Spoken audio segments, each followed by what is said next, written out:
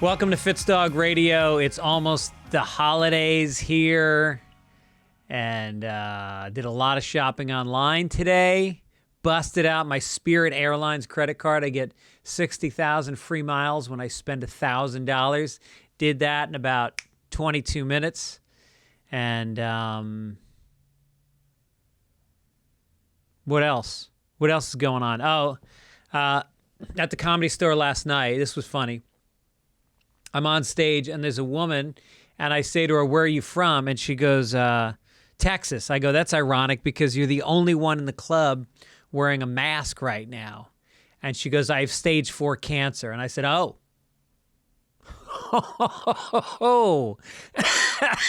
I said, "I guess everything is bigger in Texas." And then I just got a shovel, and I slowly dug my way out of a very deep cancerous hole. I said, you know, you could have said just cancer, could have said sick. Maybe even just I'm a little fluey. Could have gone with a little fluey. That's all. And yeah, I didn't feel bad because I guess that's just what you get. If you come to a comedy club with cancer and you sit in the front row, it may come up, especially when you volunteer it. And then I get off stage, and I'm in the back hallway where the comics congregate, and I start talking to Asif Ali, who's a comic who I'm friends with, and we're shooting the shit. I'm telling him about the cancer patient in the audience. We're talking about White Lotus, which I'll talk about later. And I noticed that Fahim Anwar is videotaping me and laughing. And then I look at a man standing next to Fahim, and it's actually Asif Ali.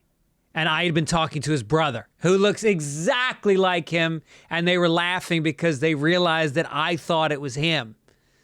And so that's me. That's me in the back hallway of the Comedy Store, not recognizing people. People coming up, "Hey, man, how's it going?" I go, "Hey, how's it going?" They go, "You don't remember me." No, I do not.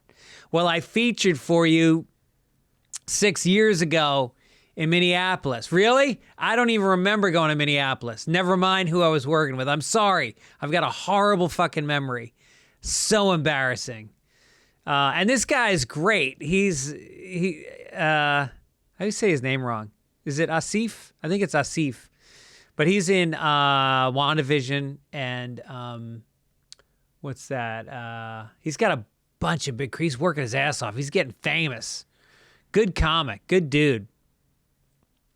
Anyway, I'm heading off to New York this week.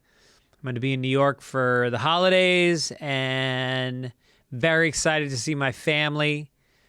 That we'll be together for the holidays for the first time in about 3 years. And, you know, my family's mixed. There's Republicans mixed in with Democrats, and it's never become an issue before at the holidays. But there's started to be some texts flying around, bringing up some of the divide. And I'm worried that that's going to become a thing.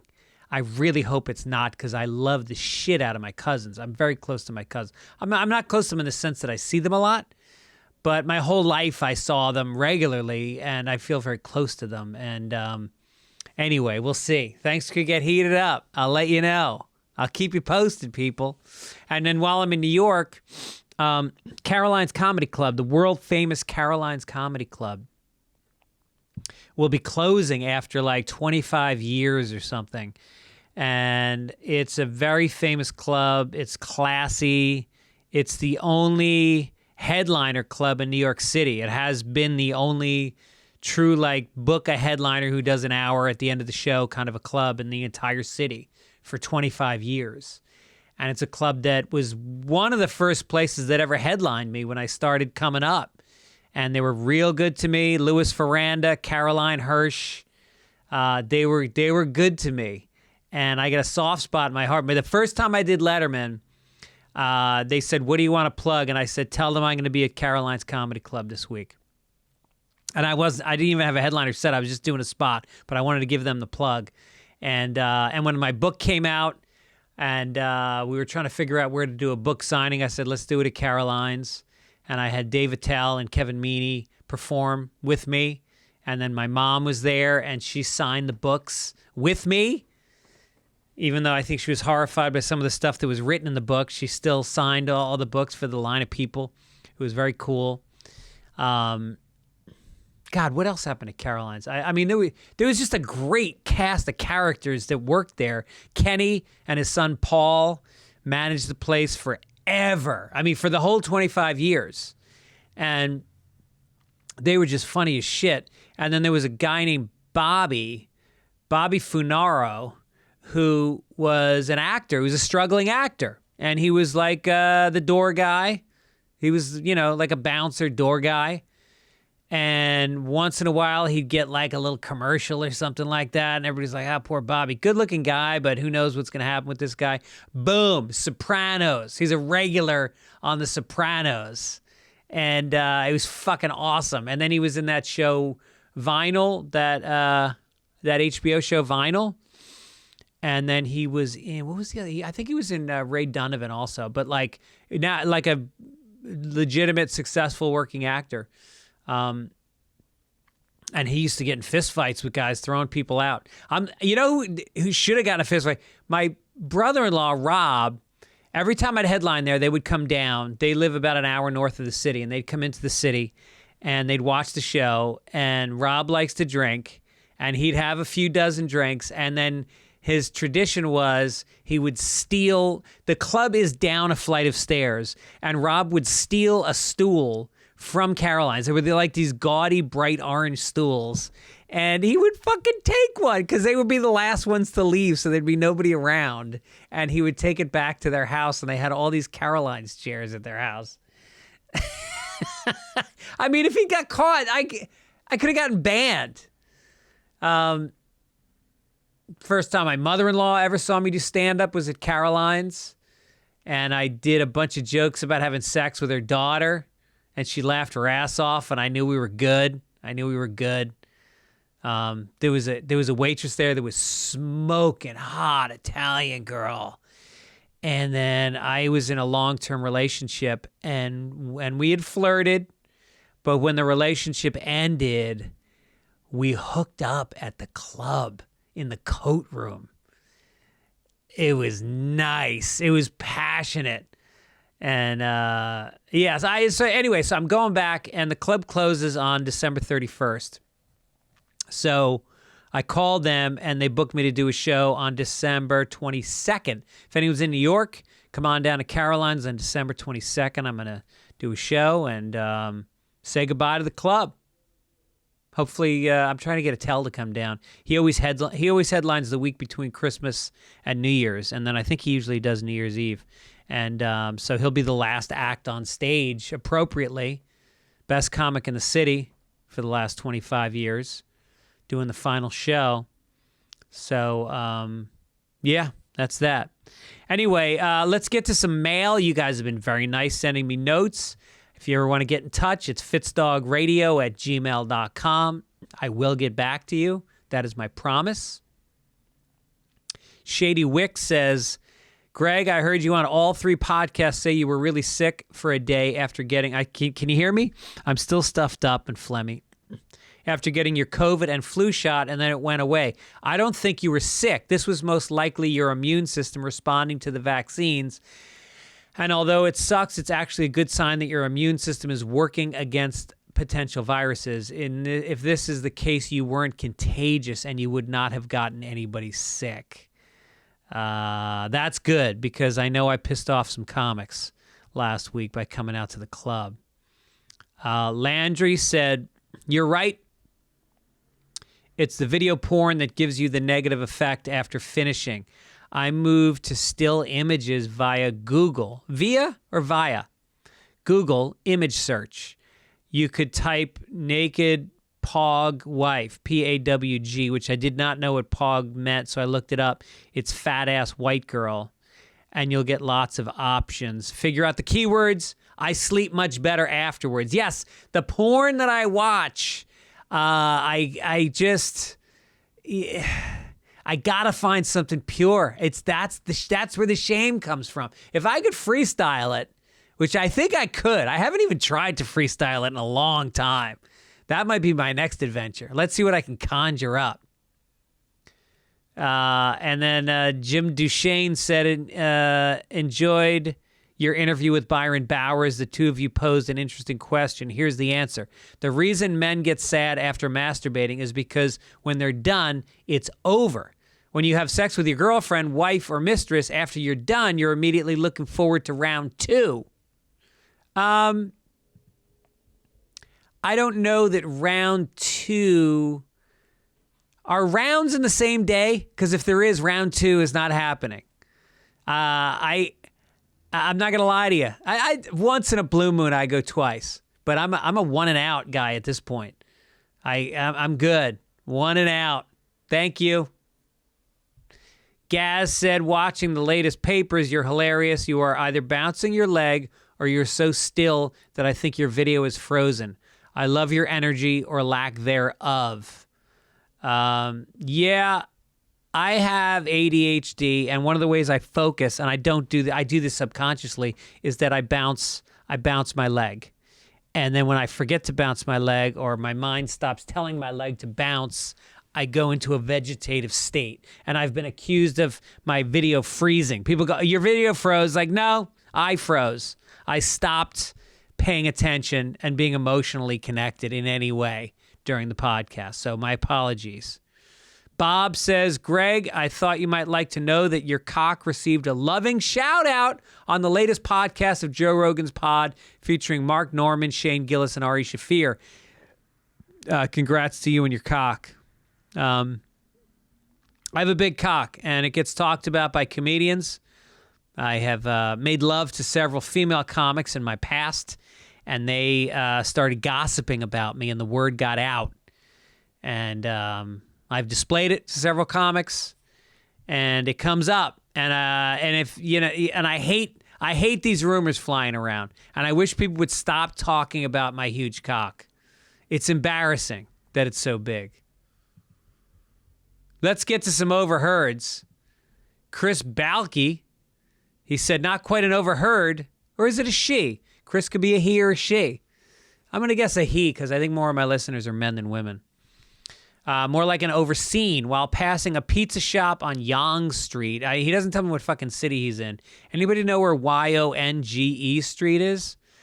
I looked in the window and saw a beer-bellied, balding, gray-haired white guy in a suit sitting alone in front of a half-eaten slice of average-looking pepperoni pizza on a grease-stained paper plate. Jesus, what are you, a playwright? What are you, fucking Tennessee Williams? The suit was blue pinstripe, looked fabulous. 10 years ago, he was holding his phone at arm's length against a stark Italian green wall. He was taking a selfie. We made eye contact, and he held his gaze with the self-importance of a TikTok influencer and tapped the red shutter button. Zero shame. The whole exchange could have spearheaded a government-funded marketing campaign focused on cis-white male empowerment. I turned away with the most disturbing thought. The next pic he takes is a dick pic. I guarantee it. Yeah, that guy takes dick pics for sure. I think that when you see dick pics, often you're going to see pinstripes in the background of the pants that are partially lowered. And you're going to see some gray pubic hairs. And you're going to see hand marks from where the guy was fluffing himself before the dick pic. I sent my wife a dick pic this week, by the way. For the first time. I talk about it in the podcast. I don't have to talk about it in the intro. I talked about it in the podcast, but it was very funny.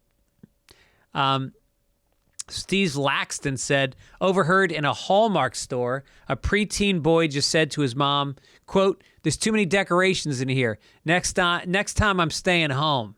It's too much. It's too much sometimes this time of year. The decorations, it's like, we get it. It's the holidays. Stop dictating how I'm supposed to feel. Let me feel my own feeling. You get fucking Johnny Mathis singing White Christmas while you're staring at a Christmas tree that was put together by a bunch of employees that are getting paid, and they're miserable. And the decorations are the matching ones. They're not individual decorations. It's a set they got that they strung out. And it looks corporate. Save it. Just fucking save it. Ian said, in an affluent neighborhood in San Diego, mom pushing a baby stroller with a kid on a bike with training wheels, no older than 5 or 6. Kid says, Mom, what about Bjorn? Mom says, well, honey, Bjorn does homeschool and then farm school. Yes, he does. That's why he's named Bjorn with a J, because he does homeschool and then farm school. And Bjorn is going to be a weakling. Bjorn is going to be a guy who doesn't know how to get it done. I don't know. Who knows? Maybe farm school is more like badass. Maybe he's covered in cow shit, milking and picking up eggs and carrying hay and shit like that. But I don't think so. I think Bjorn is sitting around watching chicks get hatched and being explained that the chicks are non-binary. This was Ryan Pombrio. Girlfriend and I were in Arkansas last week for the holidays. No kids, no family. Decided to do a semi-ironic white trash Thanksgiving. We go to Cracker Barrel.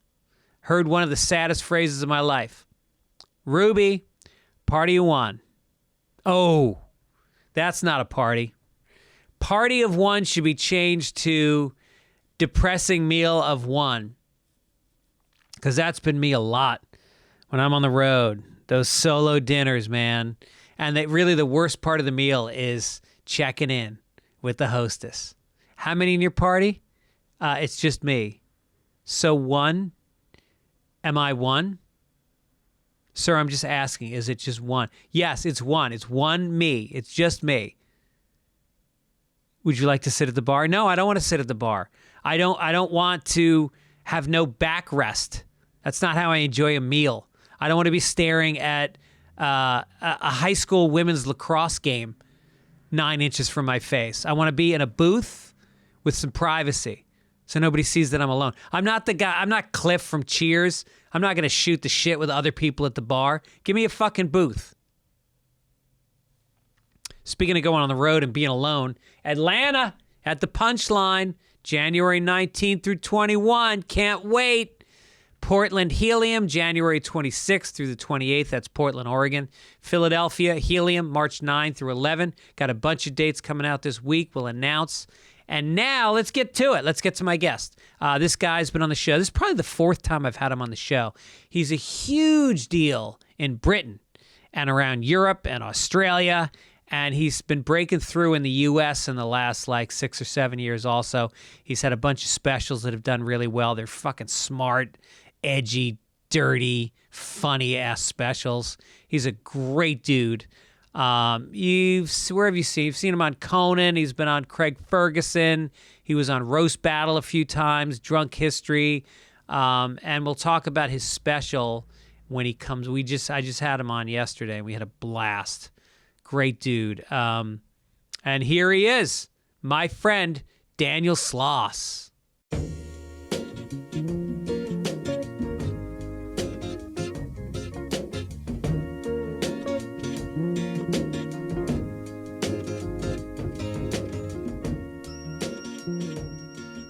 Welcome back to the podcast, Daniel Sloss. You cute little man. Thanks, man. Does the video of this go out, or is it just audio? Video too. Why, you didn't put on your makeup? Well, no, you can see I've not really done much to my hair. I've got a bruise on my forehead where I opened a car door just directly into my own fucking head. Did you really? Oh, yeah. And full force, just had no idea. I felt like I fucking glitched. There was an extra bit of that fucking door that just suddenly came out. Were you drinking? No, stone cold sober during the day. Just a big dumb cunt. Right. I thought maybe you headed a soccer ball or a football, I should say. Mm-hmm, yes, you should. Are you watching the World Cup? I am enjoying it more now that England are out, because England winning anything would be the worst possible thing that could happen. No shit. Really? Oh, yeah, man. Absolutely. God, we hate them, man. We hate them so much. Wow. And Like they won the World Cup back in '66, and they haven't shut the fuck up about it then. And because we live because obviously we live in the United Kingdom, and because Scotland are shit, Scotland are really, really bad at football. And there's no reason Scotland should be bad at football. Yeah. Croatia has a population of 3.8 million, and they are in fucking semi-finals. Scotland's just crap because Scotland's crap. Well, how do you think we feel? We've got a nation of fucking I don't know how many million people, and we can't put together a team.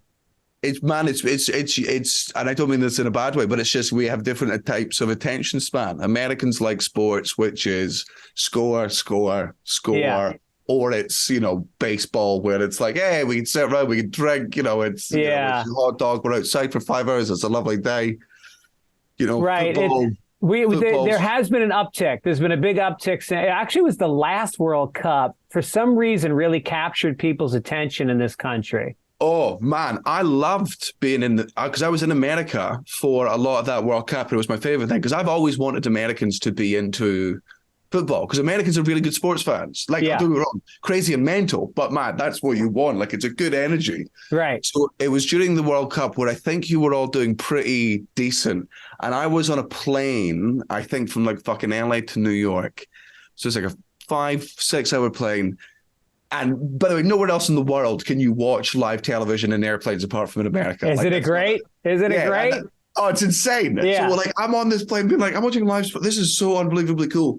And there's like 3 people on the plane watching America versus Portugal. And there's only like fucking 3. But then as the time goes on, America scores and it's 1-0 and like the 4 people cheer. And so the Asian couple beside me sort of like look around confused as what's going on, don't really understand, and then just go back to watching whatever their own screen is.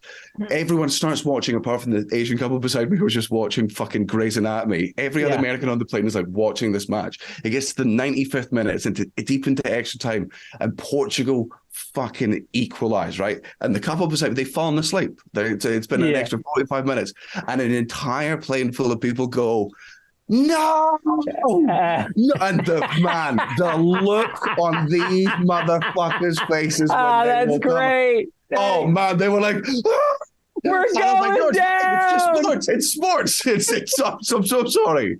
It's not what you think. Oh, that's great. That's a scene out of a movie. That you put that in a movie script. Oh man, it was very, very fun, but I loved that. Like, and then I had to deal with the Americans being like, but like I thought the game lasted 90 minutes, and you're like, yeah, but we had the time on after, and it's I get it. It's stupid. Yeah, it is stupid. It's annoying. So by the time this airs, there will already have been the finals. Yeah, the finals are Saturday, and this comes out on Tuesday. So who do you think is going to win it? It's down to France and Argentina now. I think France will win it. So I think Argentina have a great squad, and I want Argentina to win it because, if they do, then that really puts to bed the argument of who's the greatest player of all time. Yeah. Like if Messi wins the World Cup, then that's that done. Yeah, like we're all like, he did his best and good second, but right. And I would like that. I would like there to be closure on the fucking debate, but I can't see past France. You still play this sport? No, man, I wish. I was shit when I was young, but I thought I was great because I went to a primary school. That's like the ones that you go between the ages like 5 and 11 in this country. I was the best in that school for 2 years because our class, the entire population of the school was 90 pupils. Wow. So like I was like the best out of like 20 boys. So I'm like, clearly I'm the greatest footballer that's ever lived. Yeah. And then I went to high school, which had 900 kids. I was like, oh God, I suck at football. Like I've never been, pushed before. And I've always been someone that, man, and this is a horrible way to be, and I wish I could change this about myself, but I can't. If I'm not good at something, I will not apply myself to it. Like, unless I've got like a little bit of a knack for it, I just can't. I can't put the time in to become better at it. Like if I was shit at stand-up after my first 2 gigs, I never would have done it again. Yeah. Actually, my first 2 gigs went well enough that I was like, okay, no, there's something there. I think I watched my son, who is a really good soccer player, and He was the best. He was the captain of his high school team. He was the captain of his club team. They both went undefeated his senior year. And then he went off to college and he was going to play he went to a D1 school and he was going to play there. And then he was like, yeah, you know what? I think he got intimidated by it and he just plays club now. But he realized that if he doesn't play, and I don't know if you experienced this, he gets really depressed. Like it became such a part of his psyche to be burning off massive calories and competing and pushing himself. Like, did you have to adjust to stopping playing? No, because I wasn't ever doing it. I wasn't ever doing it at a level where I was actually, professional. Like I was the best in my school, but my school wasn't playing in any tournaments or whatever. It was just who was the best in the fucking playground. Yeah. It's mad. The way the Americans do high school is very, very different. And the way they do sports at high school is very, very different. Yeah. You guys are way more into it. Whereas, we're more into like underage drinking and fingering.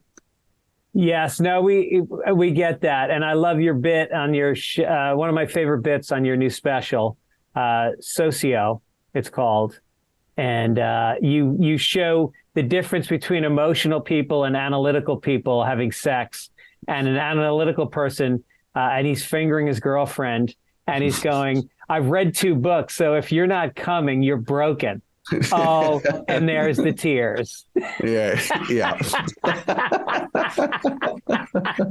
That's fucking great. Oh, it's such a horrible line. Those are always my favorite sort of bits. Sometimes, and this is... it's one of the harder bits to get across sometimes in comedy. Sometimes just out of left field, straight up cruelty is the funniest because it's just so shocking. Just because it's just so... Sometimes the funniest thing to say is the absolute worst thing to... Well, there's something about keeping a crowd, and you have a way of doing this because you're a naturally... And I've talked about this on my podcast lately about how I resent people like you who are just naturally likable. And some of us have... Do you think I'm naturally likable? Because I don't think like my stage persona and also me as a person is, I would say, jarring.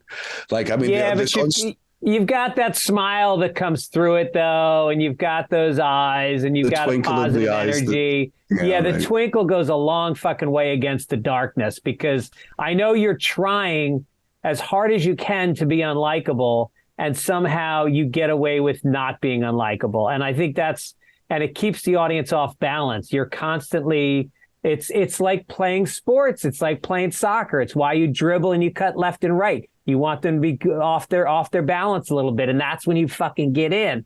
And I think that with your crowd, they could easily be, because you're liberal, because you're saying some things that are affirming for that side, you could be seen as a Largo act. Yeah. A guy who's like who's saying something, but then you always throw in, and I think that's a very UK type of comedy is to always throw in something that fuck people off a little bit. Yeah, well, I think it's always very important as well. Like, man, it's so easy to make your own people laugh. Yeah. Like, and you should, they're your audience, but I think it's also very important to reach across the aisle to the other fucking side and be like, all right, well, let's make fun of me for a bit. And also let's make fun of, our own people because the whole point, the great defense of, all comedians is, it's just a joke. And to prove that, if you are joking about everything and you are making fun of everything equally, then I do think that's a measure of, nobody can accuse you of being biased or coming from a hateful place. Like if you spend, 10 minutes making fun of yourself and quite genuinely and being, be like, look at my dumb opinions here and what a piece of shit I am in this aspect, people are more prone to like it. And that is definitely a British thing. It's like, I'll cut myself down before you do. Don't worry. Don't waste your time. Yeah, right. And then you had that heckler, and I'm glad you left it in. You had a guy who was a Trump supporter. I couldn't tell exactly what he yelled out. What did he say? He said, "We love Trump. The Fourth Reich will rise." No. Yeah. Oh, you should actually put that as a chyron on the screen. We're gonna put we should have put subtitles on before we left it. It's the first time we've done this, so it's very much a learning process for us as well. But we're sticking on the subtitles. Yeah, man, it was weird fun. It was a weird fun. That was a tense fucking heckle to get. Thing to say. Jesus. Yeah, and also Christ. it was literally during a bit where I was making fun of left-wing people, and I was like literally being like, "This is why the left wing suck, and this is why they're all whiny pieces of shit." Like, if anything was more like to the right-wing people in the room, being like, "Guys, like, come on, we're all in this together." Yeah. And then that was the bit that fucked him off. It was such an unusual that I didn't want to leave it in the show because I don't think, I didn't handle it poorly, but I also don't think I fucking handled it like great. It wasn't like I fucking, owned the guy. It was just more me being like, all right, well, let's deal with this awkward, bomb of a fucking situation. Yeah. Yeah. But I was outvoted by people who. No, it was very genuine. I like that it wasn't like a slam dunk heckle response. You kind of, because it was so intense. And that's why I think it's important that people know that it wasn't just go Trump. It was darker than that. The Fourth Reich will rise. What does that even mean? I never even heard that phrase before. Well, so that's the fucking thing for me. Like, there is 95% of me that goes, right, look, he was obviously just a fucking Nazi. He shouted a thing that Nazis shout. So he's probably some fucking Nazi. But then there is a little part of me that goes, there are people out there who, man, just don't get comedy and they don't get short comedy. People out there who love Jim Jeffries but don't really understand the grace of it and how you can say these horrible things, but still, so they just go on and say something fucking shocking because they. So there's a small part that goes, maybe he was angry and he didn't like the stuff I was saying and he was just trying to be like do a slam on me or like a shock sort of thing. Yeah. Like maybe just because it's like yelling the Fourth Reich will rise. It's like such a Disney villain thing to shout. Like, it's so like the left wing person in me is like, that's a lefty. That's one of my guys being like, but it's fucking Jussie Smollett in it. Just being like, okay, we're going to do it to ourselves. Right. Yeah. And, but look, you're in Austin, which is liberal, but Texas is Texas. And those people, when they hear Trump, you mentioned Trump, and that's all they needed to hear is like, you keep my president's name out your fucking mouth. Smack. I don't even think I said Trump's name though. I think I was literally just making fun. No, you did. You said something about Trump, and that's what triggered him. Yeah. There you go. But it's so ironic because those will be the I guarantee he's the type of person that complains about somebody being triggered, and it's always those cunts that are triggered. They're always yelling about the fact that other people are yelling. This other person's so offended. They're so offended by this article they read, and you're like, yeah, buddy, that's you. I know that is the thing about being portrayed as a fellow liberal, being portrayed. Who hates being a liberal. I mean, I like what you say about it. The right is way more fun. They're into funny racist jokes, and they're into like MMA, guns, lots of fun shit. But they sing songs together. Yep. And our side is just fighting with each other about who can be the most woke. And it's a great routine. And, and I'm tired of being portrayed as I'm the snowflake. I'm the delicate one. They're the ones that can't have gay ideas taught in classrooms. They're the ones that can't have a gay character SpongeBob SquarePants kissed a boy. And that became a big fucking deal. And it's like, first of all, he's a fucking sponge. And second of all, if your son sees SpongeBob kiss a boy and then he goes out and sucks a dick, guess what? Your son's fucking gay. Yeah, and it wasn't SpongeBob. It wasn't like, SpongeBob. Oh my God, I learned a new talent. Right. No, that dick was getting sucked one way or the other. One way or another. You can go to any of the other parallel universes. Your son is sucking a dick. I'm just telling you. I'm telling you straight up. Yeah, and he may take SpongeBob and clean up afterwards, on his chest. But no, we're seen as weak. And I mean, the scary thing is when the Civil War happens, and it is going to happen, and there's going to be guns, we're going to get our asses kicked. They got all the guns. They work out. Yeah, I don't know, man. Like, I don't get me wrong. I get what you're saying. And like, definitely, I believe like there's more like Republicans obviously trained with guns than Democrats, but also like, have you ever seen the leaked training footages of all like the white supremacist people just doing out in the fucking fields of Georgia? And it's just fucking Vietnam LARPing, and it's the saddest fucking thing. Yeah. Like, you know, I'm like, but how much am I buying into the narrative that they'll be great? I mean, don't get me wrong, as an outsider, I can't wait for your civil war. Like, it's going to be fucking, if I've learned anything from the war in Ukraine, it's that the civil war will be live streamed. Yeah, you know, we'll just get to watch it day to day on Reddit, post about it. It's fun. Yeah, I mean, look at January 6th. Could there have been an easier way to indict the 400 people that got arrested? They filmed themselves and uploaded it on social media. Thank you. Gotcha. Yeah. Yeah. So you were born on 9/11. And, yes. Tell me about what that's been like since 9/11/2001. Well, very bad, because obviously on my 11th birthday, that's what I wished for. So I feel hella guilty. But I couldn't believe it, because like for 3 years before, like I'd wished for like a puppy and that had never happened. So I was like, surely like, there's no consequences. Sure. Like it doesn't come true. Yeah, and then your toy planes. The one time I wished that at 11 years old that 2 airplanes fly into the World Trade Centers. Oh God, man. Yeah. It was mad. So here's the weird thing, man. I didn't find out about 9/11 until like 3 or 4 days afterwards, because we were on like a school trip where we were away for 5 days out camping and, you know, climbing mountains and fucking kayaking and shit. And then on my birthday, in the morning, it was fine. Like all the teachers were happy. Everyone sang happy birthday to me at breakfast. And then at about like lunchtime or just after lunchtime, all the teachers got dead sad, like just way quieter. Like the guy driving the bus was dead silent. And it's just all these like 11-year-old, 10-year-old kids are like, what the fuck's going on? None of us, by the way, had the wherewithal to just shut the fuck up and listen to the radio. The teachers were like, but we were just like, I wonder what they're talking about. I wonder what was making them all so sad. If only we knew what the man on the radio was saying to upset these adults, but it's a mystery. And the teachers decided it wasn't their place to tell us or explain it to us. Oh, no kidding. Really? So like 4 days later, I get home. It's the Friday, you know, I walk into my parents' my house, and they give me my birthday presents.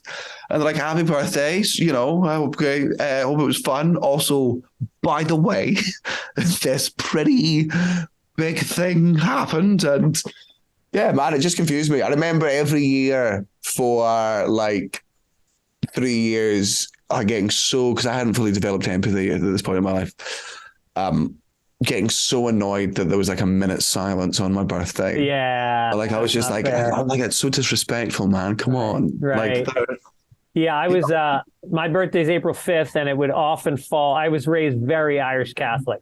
Mm-hmm. And so Good Friday was the day where you went to church, and it was a holy day of atonement, and you had to sit there, and I don't know if you're aware of this, what Catholics do on Good Friday. And very often April 5th was Good Friday, and you would reenact the torture and killing of Jesus Christ in the church. The people in the pews would play the crowd, and then the priest would play Pontius Pilate, and they would scream out, they would say to the crowd, do you want us to kill Jesus or Barabbas? Because Barabbas was the guy on the cross next to him. And we'd all scream, crucify him!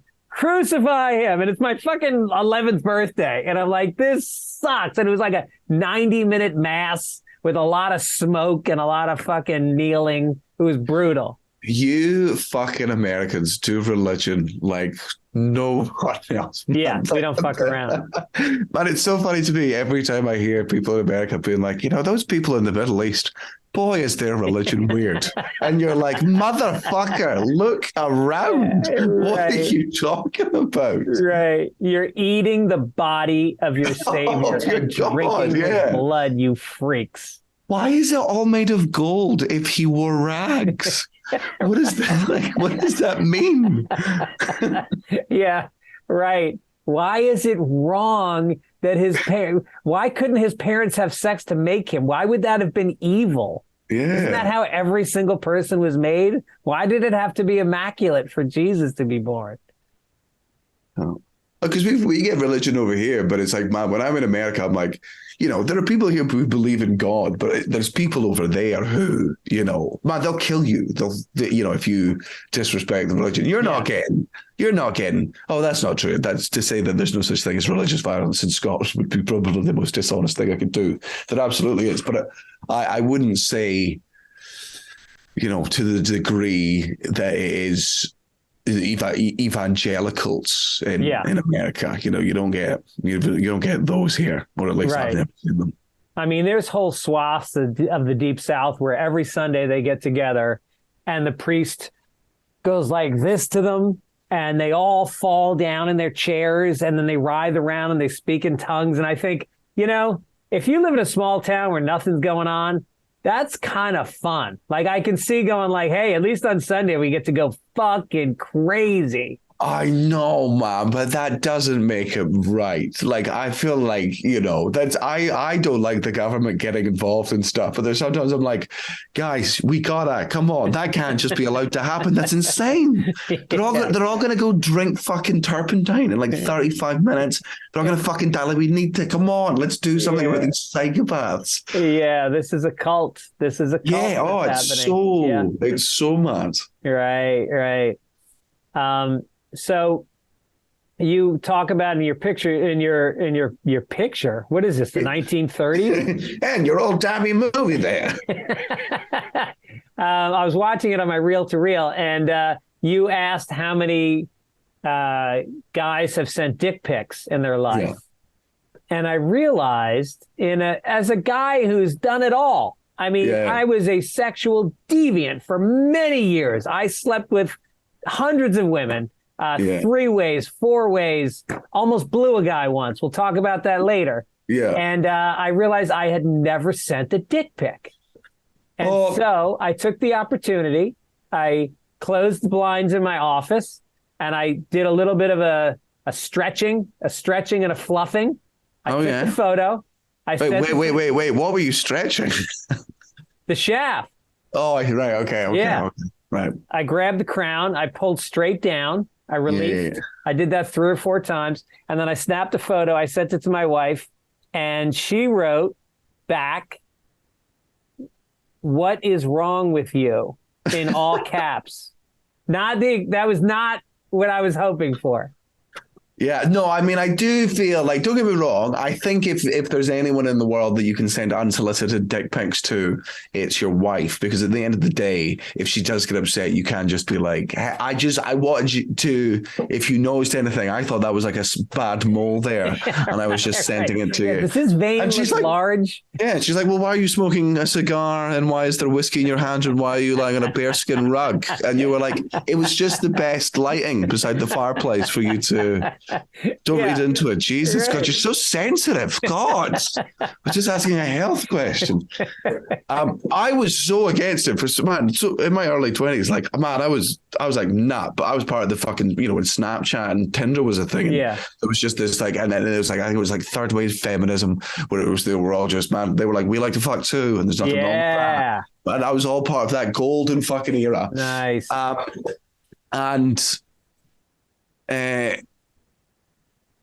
Oh no! Sorry, I've rambled off track now. So you're talking about dick pics, and so I would get nudes, and then and then girls would ask for them back, and it's always, I mean, I did them, but it was always originally just in a way that, like, if both countries have nuclear warheads, we're not going to go to war. So it's like a fair thing. Did you just call your dick a nuclear warhead? No, I just mean in the sense it's like she would feel more comfortable sending me news if she's got ones of me, because then it's a trust thing, then it's equal, then there's, and if it alleviates. So I would always send it back in that capacity, and because I was like, there's no way girls like actual fucking dick pics, man. There's no way. And turns out they do. Girls are, I mean, they're just horny. Yep. Aunties like we are. Like, there's no, like, some of the, like, in the same way, there's, well, I mean, I imagine there's less men that don't like, random dick pics, but to say women don't love dick pics is definitely wrong, is what I've learned. That's a revelation to me. I had no idea. I mean, I haven't really talked to that many women about receiving dick pics, but maybe it's an age thing. But no, man, like there's people that they're like, yeah, man, I like dicks. Why would I not like a dick pic? That's right, right. How did you prepare yours?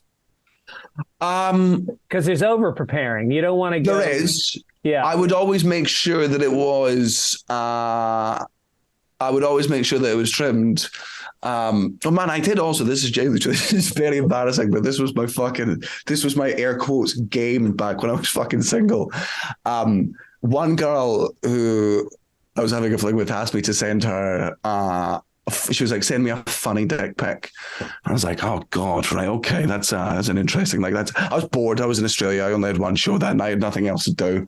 I was like, I can fucking put some effort into this. I can sink 3 hours into making a funny dick pic. I found her Facebook profile photo and just try to recreate it. Like I bought like wool for her hair. I bought like googly eyes. Like I bought like non-toxic like face paint that was fine for skin and stuff. And I painted my dick and decorated to look like her Facebook profile.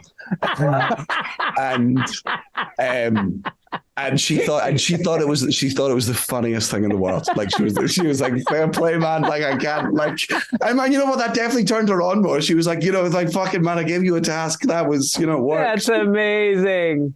She should have reciprocated and sent you a picture of her pussy. She did. Dressed as you? Yep. She sent one back of, I think it was like my 2014 Fringe poster. It was very funny. Like it was, man, it's like sex. Some people take it super seriously where it's like, oh, we're making love, our souls are combining. And then there's some people who just fuck because it's fun and it's silly. And you find yourself laughing most of the time because you're like, look at this silly thing that we do as human beings. And, Well, I think we have the poster for this podcast that I put out. Yeah. I'll send you it. I'll send you a picture of my dick looking like you. Well, I think the crown, you've already got it with my bald head. Yeah. So, why did you decide to do it in Austin as a British comic? Because because I had heard so much, like every American podcast I listened to about stand-up and comedians talking about stand-up, every single person said that Austin was super fucking fun and like a really cool place to do it. And I don't like doing specials in the same country. Like, man, I'm very lucky that I get to tour the world and travel the world and gig in different countries. And the thing that I love so much about comedy is that it is universal. And so I don't think it needs to be recorded in your hometown every time or, where you started or, the capital of comedy. Right. I'd never gigged in Austin before that. That was my first ever gig in Austin. I just purely on word of mouth from other comedians. I was like, fuck it. Yes, absolutely do it. Why not? Yeah, it's kind of like... And it didn't disappoint. No, the crowd was great. And they are... The thing about Texas that's great is that they have such high regard for themselves in really a good way that you can make fun of them. You can shit on Texas. You can make fun of the United States. And they kind of go like as a New Yorker, I always felt like I was an outsider there. And they would just sort of be like, yeah, whatever. You're fine. You're fine, little guy.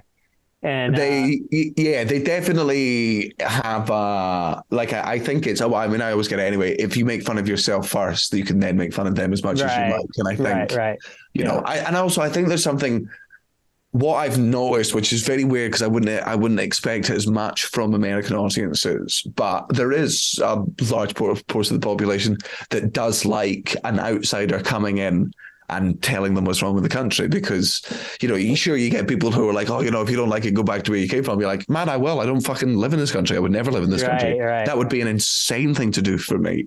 Like, there's nothing you could do to make me live in America. But what I will, I love visiting it. Yeah. God, it's good to visit. Like, it's capitalism at its fucking peak. It's like a theme park. Like, I'll come all the fucking time. But I think there's, especially in places, like the harder places like New York and the South, if it's an outsider with a funny fucking accent and a twinkle in his eyes being like, here's all the dumb things about your country, they're more likely to be like, yeah, you know what? Because I think there's a misconception that Americans are easily offended. But again, you can't generalize anything about Americans because, there's 300 fucking million of you cunts. But it is different city to city. And I think you picked the right one. I think if you had gone to Memphis or if you had gone to San Francisco, you might run into a different reaction. And, but we obviously like an outside voice. I think you're right. We've got James Corden and we've got John Oliver. I mean, terrible fucking example to start, but yeah. Corden. I didn't realize Corden got made fun of so much in the British comedy circles. When did that start, and what's that all about? Just a lot of people. The things he was famous for over here was a show called Gavin and Stacey, which was just very mainstream and very just sort of safe. Like I personally didn't find it very funny just because it was just a bit tepid and, dull for me. And I think a lot of people think that he isn't genuine. And also there's just there's heaps of stories about, what type of person he is. Too many for them to, yeah, man. Yeah, but there was if you ever want a good 10, 15 minute rabbit hole to go down, just Google James Corden's Ask Me Anything on Reddit. It was an absolute car crash, and it's so fun. Shit. Yeah, it's real good. Wow. Yeah, well, I saw that one guy shit on him. Lee, who's the British comic? Oh, fucking yes. Come on, Daniel, Jesus. Stuart Lee. Stuart Lee, yeah. I think James Corden came out and said that I'm his favorite comedian. Fucking hell, what's that? Like a dog listening to Mozart.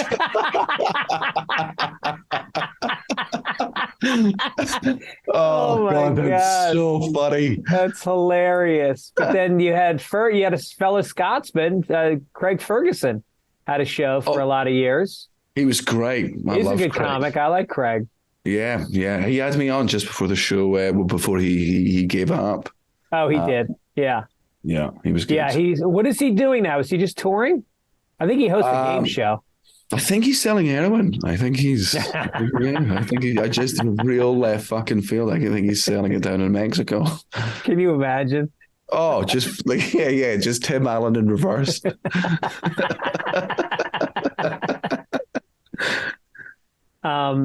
And then, all right, so let's talk about the name of the special is Socio, because you are kind of exploring whether or not you're a sociopath in the special and the idea of it. And I looked at the definition of sociopath so we can kind of break it down, because a lot of people, they confuse it with psychopath, and there's a difference. A sociopath is a mental disorder in which a person consistently shows no regard for right and wrong and ignores the rights and feelings of others. Yeah.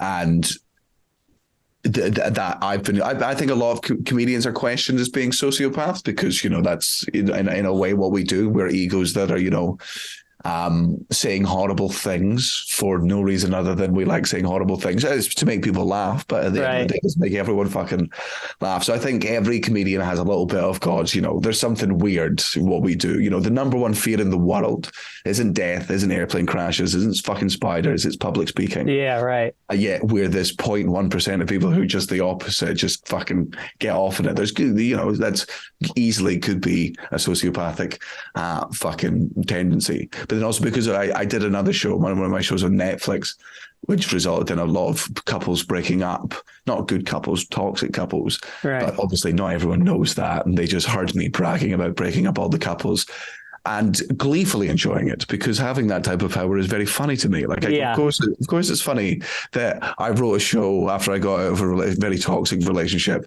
and I was so happy about it that I wrote this sort of angry fucking letter to the world, and that resonates with so many other people that they break up with their partners and then tell me about it. That will never not be funny to me. That's so funny. Fucking okay, cool. And people found my Klee in it sociopathic. They thought it was devoid of empathy, and I'm like, I can understand that. And here's my thing: a lot of people did call me a sociopath and believe that I was a sociopath, so I thought it was maybe worth looking into. Right. So, but well, I'm not going to blow the ending of you kind of sum it up at the end, but but I think I sum it at the end by killing everyone in the audience. Yes. Right. And that'll come out. Yeah. That'll come out. But bang, man, just you fucking wait. Just you wait to how many people fucking stream that. Yeah, a lot of people have, ways of promoting their specials, but killing the entire audience is... Yeah. Hey, people, it's a bold move because people think it means you'll sell less tickets, but not in the long run because, No, you won't. Those people specifically won't buy tickets again. Yeah. But their families will. But I also think comedians can have a different personality on stage than off stage. And sometimes the guys that are the harshest on stage, like Anthony Jeselnik is an incredibly gentle, sweet guy. Mm-hmm. And who says things that are, the definition of sociopathic. Yeah, yeah. So I think that there's something that happens when you're on stage that puts you in a zone of almost like what you wish you could be like. And I think that's the attraction for the audience as well. I think a large portion of people that come to see comedians like you and, outspoken Tim Dillon is you want to hear someone talk the way you are not allowed to talk yourself at work. Yeah. And it's the escapism. It's like sometimes, man, we all have awful thoughts every now and again. We all have intrusive thoughts that are just very unpleasant. Like there's just sometimes you'll be at home making a smoothie and your brain will go, put your hand in the blender. Yeah. Yeah, like, I wonder what would happen if I just, while drinking this tea, if I just threw it in my partner's face. You're never going to do these things. It's just horrible thoughts. Now, the difference between a sociopath and not a sociopath isn't having those thoughts, it's acting on those thoughts. Right. I think sometimes when you're on stage as a comedian and you do say something horrible, the reason the audience is laughing is because they have thought something similar. And it's this escapism of, oh God, I'm not alone. That was always, when that thought was alone in my head, I know it was bad because it's an awful thing to say. Yeah. And then somebody saying the awful thing in a room where you're allowed to say awful things. And the comedian does it in such a way that, as you said, there's the twinkle in the eye, there's the tongue in the cheek, that we can all laugh at this awful thing that we've all thought about. And it's not to give it any validity or say that it's funny because it's true. You're just laughing at it because you're in a fucking dark basement with a bunch of other strangers and somebody said something fucking awful. It's like whispering at the back of class. Yeah. And it's also, there are kind of existential ideas that, maybe would make sense. The idea, I always think about whether or not I could make the world a better place. And I have this fantasy of getting a windowless van and 3 good friends that are all very capable at research and execution of getting rid of bodies.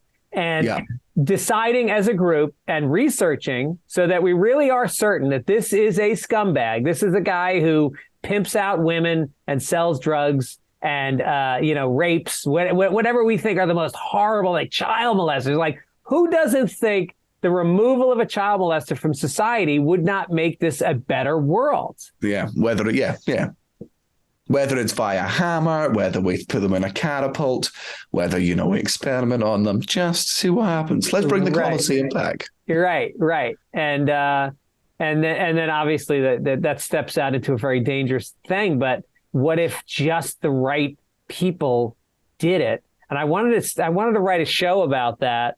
And then my agent goes, nobody would ever buy a show like that.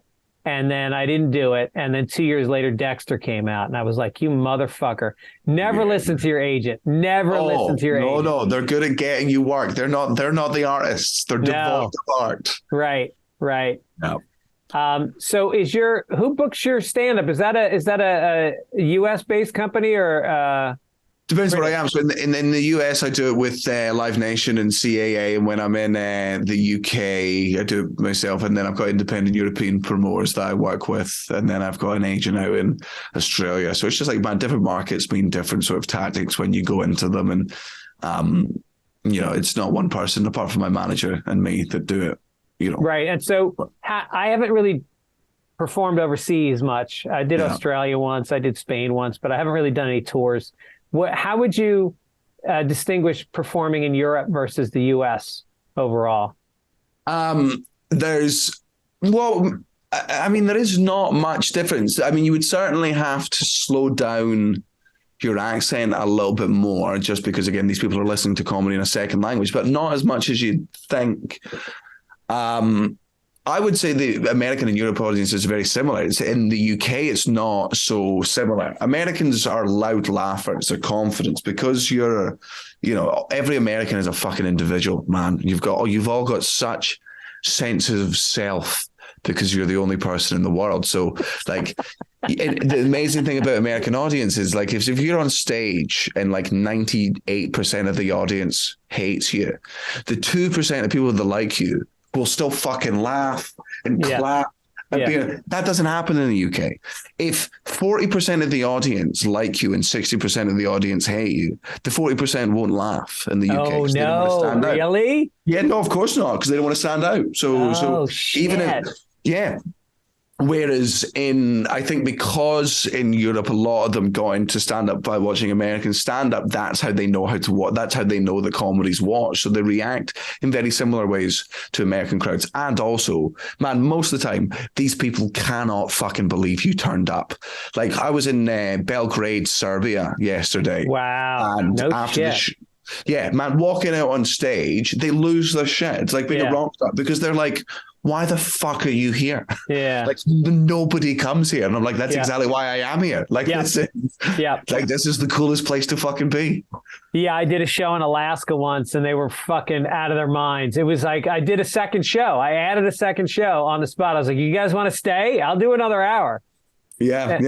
There's such an appreciation. And there's just a real excitement to that. And man, also, the American stand-up comedy scene's what started in the fucking 60s, 70s. In the UK, it sort of started in the 80s, really peaked around the 90s. And a lot of these European places, their comedy scene started 5 years ago.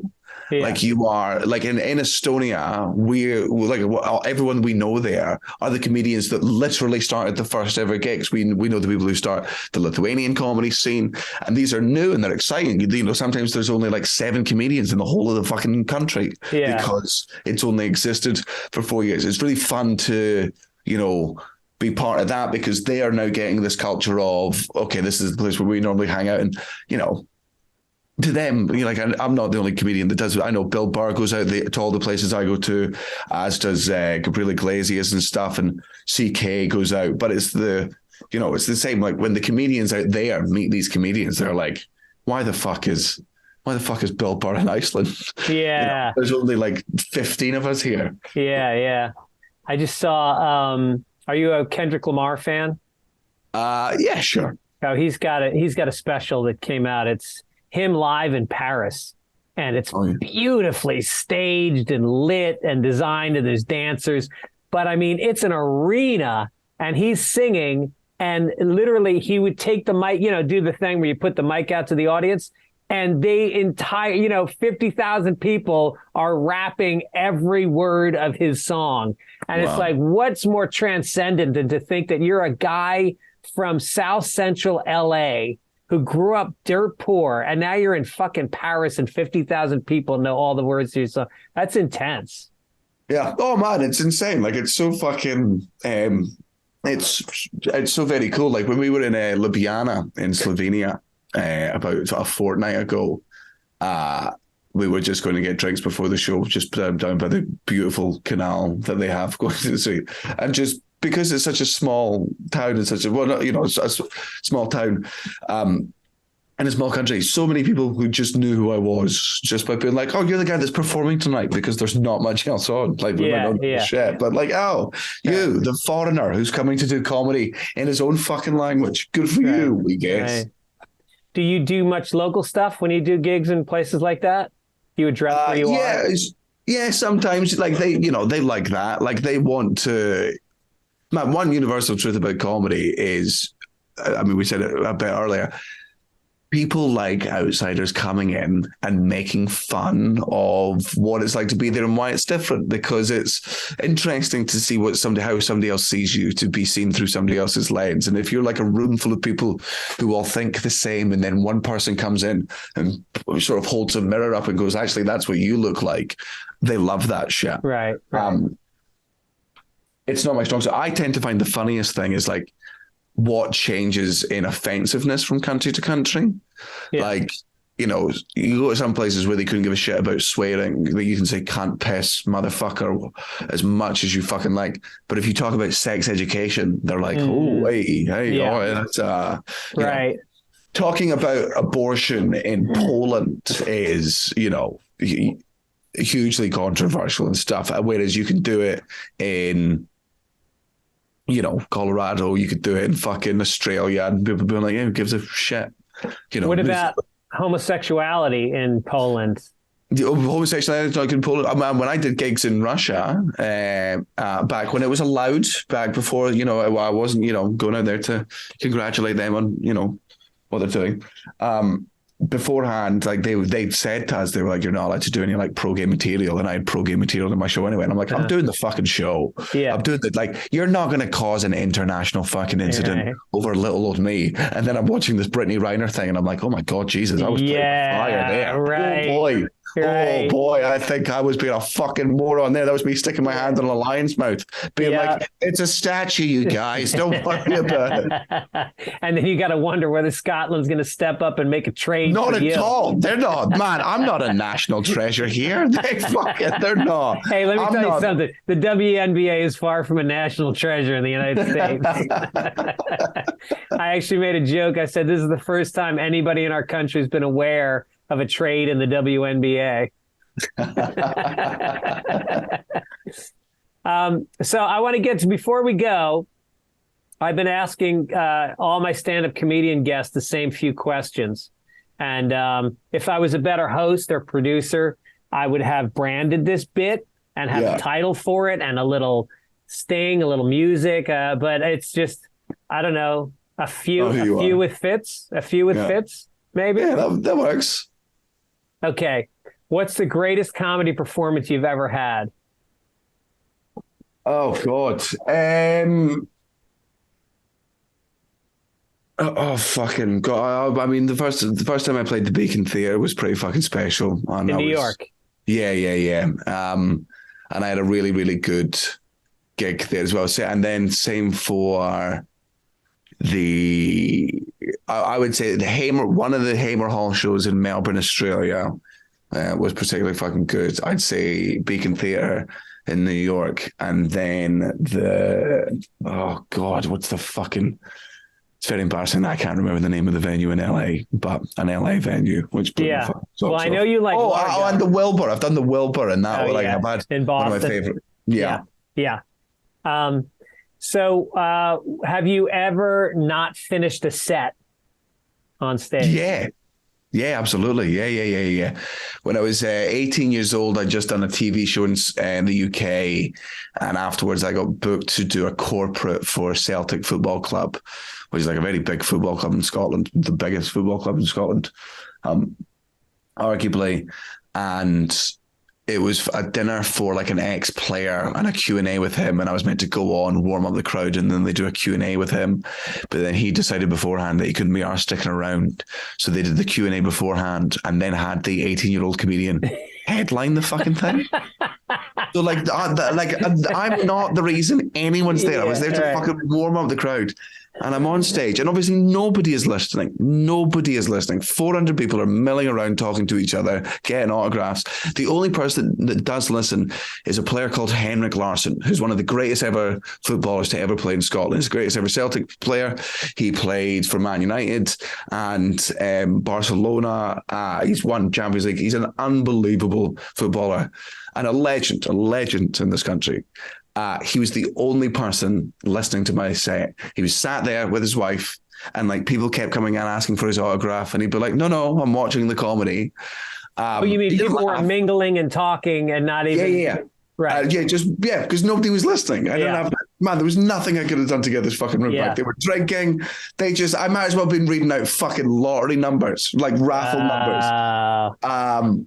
And then I think I was booked to do 20 minutes and I did 7. And like the booker of the show, literally while I'm mid-joke, just walked on stage, pushed the microphone like away from my mouth and was like, "Man, you can stop. You don't have to do this anymore." And I was like, "Okay." Oh, wow. Yeah. Crushing. God. That is crushing. When people talk about public speaking being the number one fear of most people, That is why. That it's not they're scared it's going to go well. It's scared of that. Yeah. It profoundly hurts. It is traumatic. It takes days to shake that shit off. Oh, yeah, man. Like it's a couple of, cold, cry, sit down showers, Yeah. All right. Last question. What's the hackiest bit you've ever done? Oh, God. There was a bit. I mean, I've done some fucking hack shit in my fucking career. I can't lie. Like we all have. It's part of the learning fucking thing. You think you're being unique and you're changing it, and then you're like, no, I'm just all right. That was a low hanging fruit there. I used to have a fucking bit, and thank God it's not there anymore. I didn't record it, but it was about my Xbox used to have before Google Home systems and Alexa and stuff, it used to do voice control, and it was just me screaming the word Netflix in a Scottish accent for 45 seconds. And it was just all people were just laughing at a man getting angry and yelling the word Netflix in a Scottish accent. And it wasn't smart. It wasn't intelligent. It was just, every time I was doing it, I'm like, you're just repeating stuff and making loud noises while angry. And this is what makes people laugh. Like it's just a man losing his mind. And sometimes that's enough. It's such an easy way to get a laugh, but fuck, I loved the laugh it got. It didn't feel any different to another laugh. I just knew it was. Yeah. Oh my God. I had it first time I did Letterman. It was the biggest moment of my life. And I had a set that I'd put together for 6 months and it was perfect.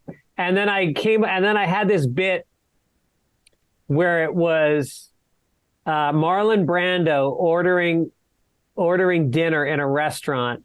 And it was Bubba Gump from Forrest Gump was the waiter.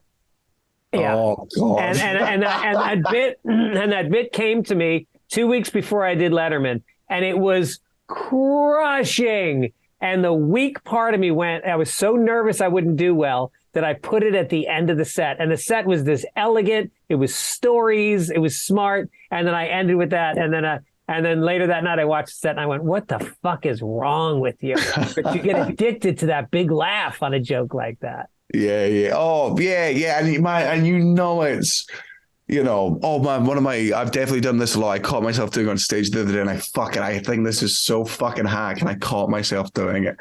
It's whenever you do an act out of something and then the act out you got wrong. Like what I was doing at one point, I think I was doing an impression of somebody sucking a dick, and I do this, and then afterwards I'm like, I don't know who the second dick was there, by the way, but that's that's something I say every day. That, like one of those I got the mime wrong. I know what I'm doing. I'm a fucking artist, man. I'm in control of all of this. Right. It's like the guy that comes on wearing a bad hat and goes, what's the deal with this hat? It's like, I don't know. You wore it. You picked it motherfucker. Tonight. Yeah, you made the mistake. It doesn't come on. I'm not endearing myself to you here. All right, listen, Daniel Sloss, you've endeared yourself to me once again. You're a great interview. You're a great comic. I highly recommend people watch. How do they see the special? They can go to my website, danielsloss.com. It's like $5. You can stream it for a year. And then also, show it to your fucking friends and then come and see me live. That's the whole point of this. I'll be releasing another special next year for free. And then I'll be releasing another one for money after that. But I feel like I pop a free one in there in the middle just for, Okay. And tour dates coming up in the new year, January 7th in Dunfermline, UK. And then January 13th in Amsterdam, then Paris, then London, then Birmingham, then back in London. All tour dates available at danielsloss.com. Get involved. You'll love it. Thanks, man. All right, man. Thanks for hanging out. Not at all. All right. God bless.